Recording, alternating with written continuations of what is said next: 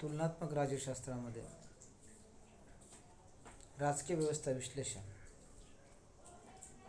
हा महत्त्वाचा अभ्यास घटक म्हणून तो पुढे आलेला दिसतो. या पूर्वीच्या अभ्यासामध्ये आपण एखाद्या देशाच्या त्याच्या राजकीय प्रक्रियेचा अभ्यास करण्यासाठी आपण केवळ राजकारण किंवा आपण त्याला पॉलिटिक्स ढोबळमानाने हा शब्द आपण वापरत असत. परंतु 1950 नंतर वैज्ञानिक परिभाषाचा आधार घेऊन, वैज्ञानिक तंत्र आणि नियमावलीचा आधार घेऊन, भौतिकशास्त्रातील काही कसोट्यांचा आधार घेऊन आपण त्या राजकारणाला किंवा एखाद्या राजकीय व्यवस्थेला म्हणजे एखाद्या देशाला आपण राजकीय व्यवस्था असं म्हणू लागलो आहोत. मग नेमकी व्यवस्था कशी चालते? मग व्यवस्था म्हणजे काय? तर आता उदाहरणार्थ कम्प्युटर सिस्टीम आहे ना, आपण कम्प्युटर सिस्टीम असं म्हणतो. त्याच्यामध्ये CPU आहे, मॉनिटर आहे, माऊस आहे, बोर्ड आहे. या सगळ्यांना मिळून आपण एकत्रितपणे सिस्टीम असं म्हणतो. तीच सिस्टीम, तीच परिभाषा राज्यशास्त्राच्या अभ्यासामध्ये तुलनात्मक राजकारणानं आणली आणि विशेषतः ईस्टर्ननी व्यवस्था विश्लेषण नावाचं जे पुस्तक लिहिलं 1953मध्ये, त्या 53मध्ये म्हणजे त्या ग्रंथामध्ये त्यांनी काही राजकीय व्यवस्था कशाला म्हणायचं त्याचे काही आधार आपल्याला सांगितलेले आहेत. या राजकीय व्यवस्थेमध्ये प्रामुख्याने तुमची संसद आहे, शासन आहे, दबाव गट आहेत, राजकीय पक्ष आहेत, औपचारिक आणि अनौपचारिक संस्था आणि संरचना आहेत. या सगळ्याला मिळून म्हणजे उदाहरणार्थ भारत एक राजकीय व्यवस्था आहे, अमेरिका एक राजकीय व्यवस्था आहे. अशा प्रकारचं प्रतिपादन किंवा अशा प्रकारची मांडणी ही ईस्टर्न आणि तुलनात्मक राजकारणातल्या अनेक अभ्यासकांनी ती केलेली आपल्याला दिसून येते. म्हणून भौतिकशास्त्राचा आधार घेऊन, भौतिकशास्त्रांचे नियम घेऊन, संख्याशास्त्रीय आधार घेऊन तुलनात्मक राजकारणामध्ये व्यवस्था विश्लेषण हा अधिक लोकप्रिय झालेला आपल्याला पाहायला मिळतो. या अभ्यासामध्ये कुठलेही काल्पनिक किंवा वर्णनात्मकता मोठ्या प्रमाणात असत नाही. तर यामध्ये विश्लेषणाची पद्धत, टीकात्मक पद्धत, संख्याशास्त्रीय पद्धतीचा, संशोधन पद्धतीचा अवलंब इथे अभ्यासासाठी केला जातो. म्हणून 50 नंतरच्या राजकारणामध्ये आपण प्रामुख्याने तुलनात्मक राजकारणामध्ये राजकीय व्यवस्था विश्लेषण हे मोठ्या प्रमाणात आपण वापरू लागलो आहोत आणि अनेक अभ्यासकांनी ह्याचा अभ्यास देखील आपल्याला केलेला दिसून येतो. तर मग व्यवस्था काय आहे? म्हणजे व्यवस्था म्हणजे काय? तर व्यवस्था म्हणजे थोडक्यात ज्याला वैज्ञानिक परिभाषेमध्ये असं म्हटलं जातं की आंतरक्रियाचा समूह आहे, ज्याच्या सीमा निश्चित असतात. त्या प्रत्येकाला एक शाब्दिक परिभाषा असते, त्याचा अर्थ हा सांगितला जातो. त्याबरोबरच व्यवस्था हा शब्द एका जटिल समूहाकडं आपल्याला संकेत करतो. त्याबरोबरच जटिल किंवा गुंतागुंतीच्या ज्या संघटन पद्धती आहेत त्याच्या संबंधी त्या सिद्धांताचं, निश्चित सिद्धांताचं किंवा जो वर्गीकरणाचा सिद्धांत हा यातून आपल्याला पाहायला मिळतो. आणि म्हणून या अर्थाने जे व्यवस्था नावाचा जो शब्द आहे तो महत्त्वपूर्ण शब्द आहे, ज्यात संबंधित, संघटित व संघटन असं आपण म्हणू शकतो. म्हणजे व्यवस्थेला आपण काय म्हणू शकतो? तर संबंधित, संघटित, संघटन असं आपण म्हणू शकतो. परंतु आपण जर असं म्हणू, संघटन म्हणू किंवा संबंधित म्हणू किंवा संघटित म्हणू, तर हे शब्द फारसे व्यापक वाटत नाहीत. परंतु व्यवस्था हा शब्द अतिशय व्यापक वाटतो. आणि आपण सामाजिक जीवनामध्ये, सामाजिक जीवनाचा, सार्वजनिक जीवनाचा जेव्हा आपण अभ्यास करतो तर हे शब्द त्रोटक आणि अपुरे ठरतात. म्हणून व्यवस्था शब्द हा त्याचा पर्यायी शब्द महत्त्वाचा शब्द म्हणून मानला गेला आहे. तर मग आता हा व्यवस्था काय आहे हो, तर साधारणतः जसं आपण पूर्वी म्हणालो की जो एक देश आहे भारत, या संबंध भारताला व्यवस्था असं म्हटलं जातं. या व्यवस्थेमध्ये अनेक स्वरूपाच्या उपव्यवस्था देखील असतात. जसं की सामाजिक आहे, धार्मिक आहे, सांस्कृतिक आहे, राजकीय आहेत, ह्या संस्कृती आहेत, ह्या व्यवस्था आहेत, हे घटक आहेत. या संपूर्ण घटकांना एकत्र मिळून आपण व्यवस्था समजतो. जसं की आपण म्हणतो कम्प्युटर सिस्टीम, या सगळ्याला मिळून आपण सिस्टीम असं म्हणतो. कुठला बी एक पार्ट घेऊन आपण केवळ CPU ला किंवा मॉनिटरला किंवा कीबोर्डला आपण सिस्टीम म्हणत नाही. त्याबरोबरच हे काय आहे, तर सामाजिक व्यवस्थेची एक उपव्यवस्था आहे. याचा संबंध हा सामाजिक उपव्यवस्थेशी आहे. आणि मोठ्या प्रमाणात हे स्वायत्त पण आहे. त्याबरोबरच इतर उपव्यवस्था या व्यवस्थेचा एक भाग असतात. म्हणून हे काय आहे, तर एक प्रकारच्या व्यक्तीला आदेश देण्याची जी क्षमता आहे, ती क्षमता राजकीय व्यवस्थेकडे असते. म्हणून डेव्हिड ईस्टन यांनी एक थोडक्यात राजकीय व्यवस्थेची परिभाषा देताना असं म्हटलेलं आहे की राजकीय व्यवस्था स्वतःमध्ये एक परिपूर्ण सत्ता आहे, जो ते जी त्या वातावरण व त्या वातावरणामध्ये ज्यामुळे त्या वातावरणामध्ये ती विस्तुरलेली असते, ती विभागलेली असते आणि त्याच्या अंतर्गत ती एक रूढ झालेली असते. म्हणजे देश म्हणून जो आपण विचार करतो, देश म्हणजे भारत एक काय आहे, तर राजकीय व्यवस्था आहे. ती आपापल्यामध्ये ती इतकी विस्तारलेली आहे, ती विस्तृत आहे. त्याच्यामध्ये अनेक प्रकारच्या उपशाखा आहेत, उपव्यवस्था आहेत, संस्कृती आहेत. त्या सगळ्याला मिळून आपण व्यवस्था असं म्हणतो. आणि ते अनेक वेळा स्पष्टपणे एकमेकाशी वेगळे सुद्धा असतात. व्यवस्थेचा भाग असतात, पण ते एकमेकाशी वेगळे देखील असतात. ते प्रत्येकाचं दिसणं हे व्यवस्थेमध्ये सारखं नसतं. प्रत्येकाचं असणं हे राजकीय व्यवस्थेमध्ये सारखं नसतं. जसं की आपण कम्प्युटर म्हणालो, माऊस वेगळा आहे, कीबोर्ड वेगळा आहे, CPU वेगळा आहे, मॉनिटर वेगळा आहे. कारण का, आपण याला एका विज्ञानाच्या परिभाषेमध्ये बसवलेलं आहे.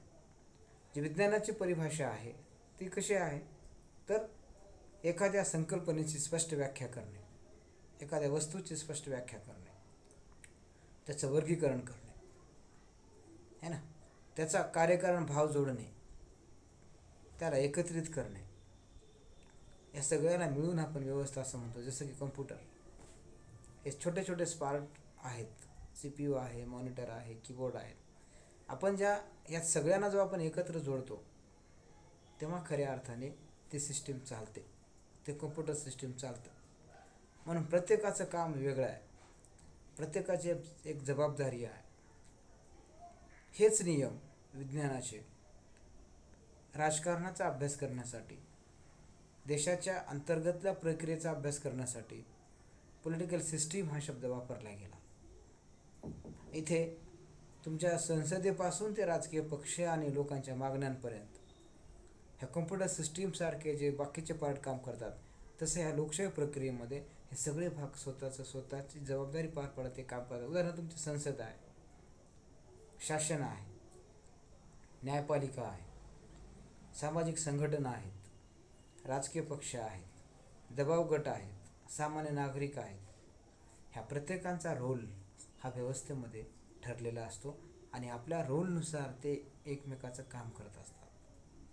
म्हणून राजकीय व्यवस्था इथे सुद्धा व्यवस्था म्हणून एक विज्ञान म्हणून याची स्पष्ट परिभाषा केलेली आहे. जसं की संसद कुणाला म्हणायचं, राष्ट्रपती कुणाला म्हणायचं, पंतप्रधान कुणाला म्हणायचं, राजकीय पक्ष कुणाला म्हणायचं, है ना. जसं की आपण विज्ञानाची परिभाषा करतो, त्याचं वर्गीकरण करतो, त्याचा कार्यकारण भाव शोधतो, जोडतो, त्याला एकत्रित आपण करतो. हाच संबंध, हेच नियम राजकीय व्यवस्थेच्या अभ्यासाकरिता ते लागू होतात. म्हणून राजकीय व्यवस्थेमध्ये प्रामुख्याने विज्ञानाच्या नियमांचा, वैज्ञानिक नियमांचा आधार घेऊन आपण राजकारणाचा विश्लेषण करण्यासाठी, आपण राजकारणाचा अभ्यास करण्यासाठी, राजकारणाची आपण एका देशाची दुसऱ्या देशाची तुलना करण्यासाठी, एका संस्थेची दुसऱ्या संस्थेची तुलना करण्यासाठी, एका समूहाची दुसऱ्या समूहाशी तुलना करण्यासाठी आपण राजकीय व्यवस्था विश्लेषण हा शब्द प्रचलित झाला आणि तो आज मोठ्या प्रमाणामध्ये अनेक अभ्यासकांनी अभ्यासामध्ये तो वापरला जातो. म्हणून थोडक्यात काय राजकीय व्यवस्था, तर त्याची आपण जर परिभाषा समजून घेण्याचा प्रयत्न केला तर आपल्याला असं म्हणता येतं की राजकीय व्यवस्था मानवी संबंधाचं असं स्थायी स्वरूप आहे ज्या अंतर्गत शक्ती, सत्ता आणि नियम महत्त्वपूर्ण प्रमाणात अंतर्भूत असतात. बघा, ही परिभाषा अतिशय महत्त्वाची आहे. काय आहे आणि ही परिभाषा रॉबर्ट ढाल यांनी दिलेली आहे. राजकीय व्यवस्था मानवी संबंधाचं असं स्थायी स्वरूप आहे ज्या अंतर्गत शक्ती, सत्ता आणि नियम मोठ्या प्रमाणामध्ये किंवा महत्त्वपूर्ण प्रमाणात हे अंतर्भूत असतात. म्हणजे कुठल्याही राजकीय व्यवस्थेला आपण व्यवस्था कधी म्हणू शकतो, जिथं शक्ती आहे, सत्ता आहे आणि नियम आहेत. उदाहरणार्थ, जिथं शासन आणि जिथं कायदा आहे, जिथं राज्यघटना आहे, अशाच लोकशाही शासन व्यवस्थेला आपण राजकीय व्यवस्था असं म्हणतो, ज्या व्यवस्थेमध्ये सत्ता विभाजनाचा सिद्धांत हा लागू असतो. त्याबरोबरच तेथे जनमताला अधिक महत्त्व असतं, तेथे सामान्य लोकांच्या प्रश्नांना हे अधिक महत्त्व असतं. अशाच मानवी समूहाला, अशाच समाजाला आपण व्यवस्था असं म्हणतो. मग हे कोणती शक्ती आहे, मग कोणती सत्ता आहे, मग कोणते नियम आहेत? आता शक्ती म्हणजे घटनात्मक जी पदं आहेत. उदाहरणादाखील आपण सांगू लागलो, हे परफेक्ट बसतंच असं नाही. आपण हे फक्त समजून घ्यावं म्हणून आपण हे सांगतोय. हेच अंतिम आहे अशातला भाग नाही. उदाहरणार्थ, राष्ट्रपती आहेत, पंतप्रधान आहेत, किंवा सर्वोच्च न्यायालयाचे निर्णय आहेत, आदेश आहेत, किंवा राष्ट्रपतीचा वटहुकूम आहे. ह्या ज्या बाबी आहेत ना, इथे आपण शक्ती पाहू शकतो. परंतु कोणती शक्ती आहे? ही अमर्याद शक्ती आहे का? तर नाही. यावर घटनेच्या मर्यादा आहेत आणि जनमताच्या मर्यादा आहेत. कारण लोकशाही शासन व्यवस्थेमध्ये इथे कुणालाही हुकुमशाह होण्याला संधी प्राप्त होत नाही. ही बाब आपण लक्षात घेतली पाहिजे. आणि मग जी सत्ता आहे, जी सत्ता निवडणुकीच्या माध्यमातून, राजकीय पक्षाच्या माध्यमातून, जे विजयी पक्ष आहेत, ज्या पक्षाने यश संपादन केले, बहुमत प्राप्त पक्ष आहेत, असे पक्ष सत्ताधारी पक्ष होतात आणि कमी मत प्राप्त पक्ष हे विरोधी पक्ष होतात. हे आपल्याला माहीत आहे. परंतु खरी सत्ता त्यांच्याकडे आहे का? आहे, परंतु ती विभागलेली आहे. म्हणजे ती कशी विभागलेली आहे? लोकशाहीमध्ये अंतिम सत्ता ही लोकांकडेच असते. आणि मग ह्या सत्तेचा वापर कोण कसं करतं त्यावर तुमच्या सत्तेचं कार्य ठरलेलं असतं. आता उदाहरणार्थ, आपण एखाद्याला निवडून दिलं, याचा अर्थ आपली त्याला एक प्रकारची अधिमान्यता आहे. म्हणून ते जे निर्णय घेतील ते निर्णय आपल्याला मान्य असतील. परंतु तर त्या निर्णयामुळे जर आपलं हित होत नसेल तर त्याला बदलण्याचा अधिकार, त्याला विरोध करण्याची सत्ता सामान्य नागरिकाची आहे. म्हणून आपण हे समजून घेतलं पाहिजे. हे दुधारी शस्त्र आहे सत्ता म्हणजे. हे लोकांच्या पण हाती असतं आणि सत्ताधारी वर्गांच्या पण हाती असतं, कधीकधी प्रशासनाच्या पण हाती असतं. म्हणून लोकशाही देशांमध्ये चेक अँड बॅलन्स हे जे सूत्र आहे, नियंत्रण आणि संतुलन, हे प्रामुख्याने सत्तेचंच नियंत्रण आणि संतुलन आहे. म्हणून राजकीय व्यवस्था आपण कधी म्हणू शकतो, ज्याच्यामध्ये शक्ती, सत्ता आणि नियम. आणि हे नियम काय आहेत, तर नियम म्हणजे थोडक्यात राज्यघटना आहे. ज्या देशामध्ये लोकशाही शासन व्यवस्थेमध्ये राज्यघटना नसेल तर तिथे सत्ता आणि शक्ती ह्या दोन गोष्टी शुद्ध स्वरूपात असू शकत नाहीत. म्हणजे आपण त्याला लोकशाही म्हणू शकत नाही, है ना. आणि ज्या देशामध्ये नियम नीट पद्धतीनं काम करतात, कायदे नीट पद्धतीनं कार्य करतात, कायद्याची अंमलबजावणी नीट पद्धतीनं होते, कायद्याची निर्मिती नीट पद्धतीनं होते, अशाच देशांमध्ये प्रामुख्याने लोकशाही शासन व्यवस्था अधिक दृढमूल होत जाते. म्हणून काय आहे तर राजकीय व्यवस्था म्हणण्यामागचं कारण आपल्याला त्या व्यवस्थेमध्ये, ज्याला आपण लोकशाही देश म्हणतो किंवा लोकशाही असं म्हणतो किंवा एखादा देश असं म्हणतो, त्या देशांमध्ये ज्याला आपण राजकीय व्यवस्था अशी परिभाषा करतो, त्यामध्ये प्रामुख्याने सत्ता, शक्ती आणि नियम हे 3 तत्व अंतर्भूत असणं गरजेचं आहे. ओरन यंग नावाचे एक अभ्यासक आहेत, त्यांचं म्हणणं असं आहे की राजकीय व्यवस्था एक परिवर्तनाची प्रक्रिया आहे जी कार्य करते आणि ज्या कार्यातून प्रधान निर्माण करते आणि पर्यावरणाला प्रवर्तित करतं. म्हणजे पर्यावरणातून ते प्रवर्तित होतात, ज्यामध्ये राजकीय व्यवस्था आणि त्याच्या पर्यावरण, म्हणजे कोणतं पर्यावरण, राजकीय व्यवस्थेचं पर्यावरण, या दोघांमध्ये कधीकधी आंतरविरोध होतात आणि या प्रक्रियेतून आदानप्रदान प्रक्रिया घडते. आणि ही आदानप्रदानाची प्रक्रिया ही निरंतर चालू असते, ज्याला त्याने व्यवस्था असं म्हटलेलं आहे. इनपुट आणि आउटपुट, आपण ते पुढे बघणार आहोत. इनपुट आणि आउटपुट हे जे मॉडेल आहे डेव्हिड स्टर्नचं, त्याचा विचार आपल्याला इथे करायचा आहे. म्हणून राजकीय व्यवस्था ही तुलनात्मक राजकारणामध्ये ती महत्त्वपूर्ण आहे. आणि मग राजकीय व्यवस्था आपण म्हणत असताना ते कोणत्या आधारावर आपण म्हणतो, तर सामाजिक व्यवस्थेअंतर्गत काय महत्त्वाचं आहे, तर अनेक प्रकारच्या उपव्यवस्था आहेत, उपसंस्कृती आहेत. जसं की आपण म्हणतो की सामाजिक संस्कृती, धार्मिक संस्कृती, राजकीय संस्कृती, आर्थिक संस्कृती, है ना. या एकंदरीत आपण ह्या सगळ्या संस्कृतीला, उपसंस्कृतीला एकत्र जेव्हा आपण करतो, तेव्हा आपण म्हणतो की भारतीय राजकीय संस्कृती किंवा आपण भारतीय सामाजिक संस्कृती. जेव्हा आपण राजकीय संस्कृतीचा विचार करतो, तेव्हा सामाजिक संस्कृती हे उपसंस्कृती असते. जेव्हा आपण सामाजिक संस्कृतीचा विचार करतो, तेव्हा राजकीय संस्कृती ही उपसंस्कृती असते. म्हणजे त्या देशाचा आपण अभ्यास करतो, तेव्हा आपल्याला एक व्यवस्था म्हणून त्या देशाअंतर्गत त्या ज्या उपव्यवस्था आहेत, जे घटक आहेत, त्या संपूर्ण घटकाचा विचार आपल्याला तो करावा लागतो. दुसरा आधार काय आहे, तर ही व्यवस्था व्यक्तीच्या अंतर्गत चालणारी एक प्रक्रिया आहे,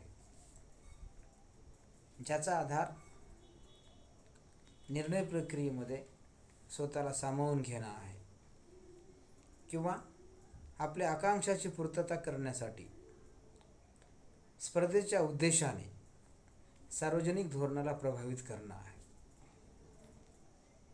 आणि त्याच आधारावर काही सामाजिक गतिविधी ज्या आहेत, गतिशीलता आहे, तर त्याला कार्यान्वित करणं आहे.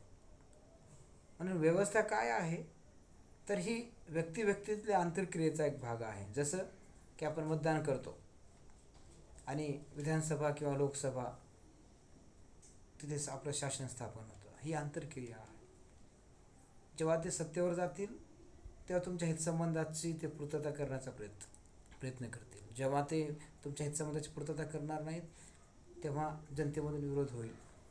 परस्पर सहकार्य आणि विरोध, आंतरविरोध आहे ना, अंतर्गत एक स्पर्धा, प्रतिस्पर्धा ही राजकीय व्यवस्थेमधला एक महत्त्वाचा भाग आहे की जे वैज्ञानिक नियमाच्या आधारावर आपल्याला ते पाहता येतं. त्यानंतर काय आहे की व्यवस्थेअंतर्गत म्हणजे राजकीय व्यवस्थेमध्ये संपूर्ण समाजातील क्रियेचा अंतर्भाव होतो. ज्या ज्या क्रिया आहेत सामाजिक, त्या सामाजिक क्रियेचा अंतर्भाव इथे होतो आणि समाजातील कोणतीही संस्था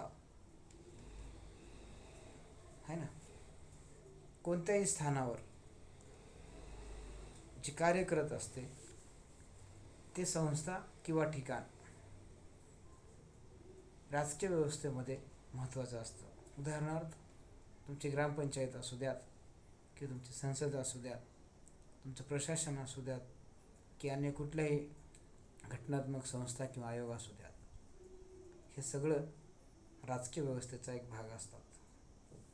त्यानंतर शेवटचा जो आधार आपल्याला सांगितला जातो तो म्हणजे कोणत्याही मानवी संबंधाची संरचना. हे फार महत्त्वाचं आहे.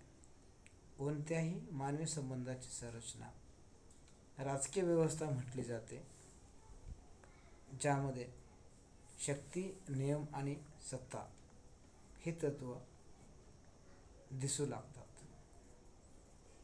जेव्हा कोणत्याही मानवी संबंधामध्ये ही तत्व नसतात तेव्हा आपण त्याला राजकीय व्यवस्था म्हणू शकत नाही. म्हणून थोडक्यात इथे आपण काय केलं या लेक्चरमध्ये, केवळ राजकीय व्यवस्था काय आहे आणि राजकीय व्यवस्था म्हणायचं कशाला हा विचार आपण केलेला आहे. तर पुढच्या लेक्चरमध्ये आपण डेव्हिड स्टर्न यांची राजकीय व्यवस्था विश्लेषणाची पद्धत काय आहे, त्याच्या राजकीय व्यवस्था विश्लेषणाचे मॉडेल काय आहे, ती चर्चा आपल्याला करायची आहे. धन्यवाद.